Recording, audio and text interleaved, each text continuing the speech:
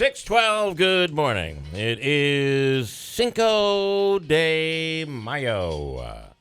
Woo. What's that mean? Every time there's feedback, I watch Christine jump out of her chair. The funniest thing.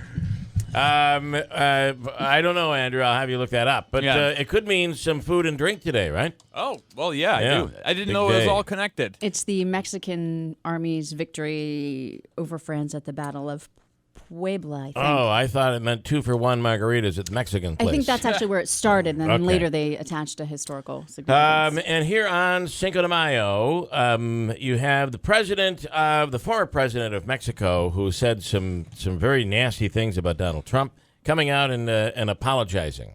Mm-hmm. Is this just being careful? Like, this guy might end up being president. I just think it was funny that, the two top stories at the top of the hour were that Hillary Clinton is fighting a hacker basically from prison, or fighting allegations from a hacker in prison, and Donald Trump is getting an apology that he had demanded earlier in the year from the former president of Mexico. It is funny. And I'm not a Hillary fan by any means, but it is a little unfair, I think. Fox News going in and doing an exclusive interview with a guy who's in prison, claiming that, okay, I don't have any proof, but I hacked into her email and it was easy. I mean, really? Is that a news story? Because to me, it's not a news story. Mm. It's if you have proof, it's a news story. Well, what's he in jail if you for? Don't have. He's in jail for hacking. But come on, really?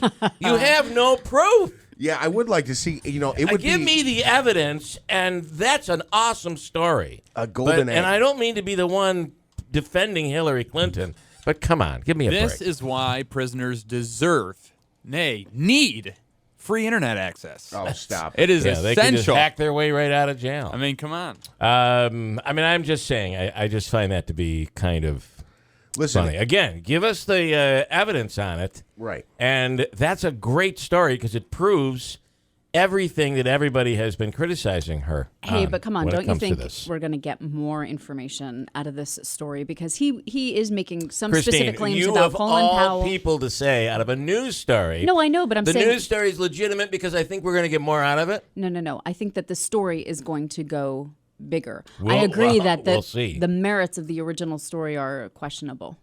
More than questionable. Then, yeah. Mm-hmm. I mean, again, give us some evidence. Show some evidence that it's happened, and that's a huge story. Right. I just wish they would have taken her out long before, because she is a candidate with such huge negatives. But I don't think it matters to the people that support her, and I don't think it matters. Trump matters to the people that support him. There's that middle side that has to plug their nose and pick a side. That's who's going to decide who the next president is. That's right. It's the non-Trump and non-Clinton supporters that will decide. And what an awful year they have. What a terrible year they have to make picks. Crazy. Anyway, Kasich, was that a surprise? I think it was a surprise to the pilot. He was on his way to California, and all of a sudden he's like, hey, we'd like to turn around. That's how I heard that went down. And he just said his heart wasn't in it, or with Cruz gone, he has no chance to do what he wanted to do. And beyond the whole thing, I mean, Rubio was had more delegates than Kasich had, which you kind of wondered why he was staying in it. You just knew Trump was going to get to 1237. Though Kasich's one of those slip through the cracks kind of candidates. I'll say it.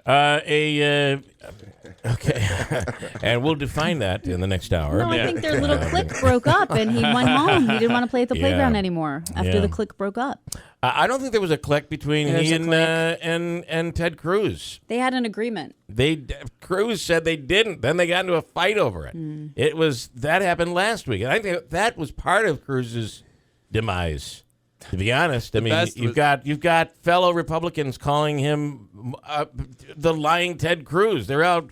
It just was a mess. What a mess. And poor Carly Fiorina. I the feel poor thing, she's the one we should feel bad for. I mean, the internet is just doing a number on her, really. I mean, with the memes and... It is terrible. She gets on board, and she knew she was on a sinking ship, but she's like, listen, I'm going to help here. I'm going to sing my heart out. And I'm going to sing for you, and then boom. That's what I don't get. And I'm sorry. She knew she was on a sinking ship. We admit that, right? Yes. She thought she was going to help. She had no backing behind her.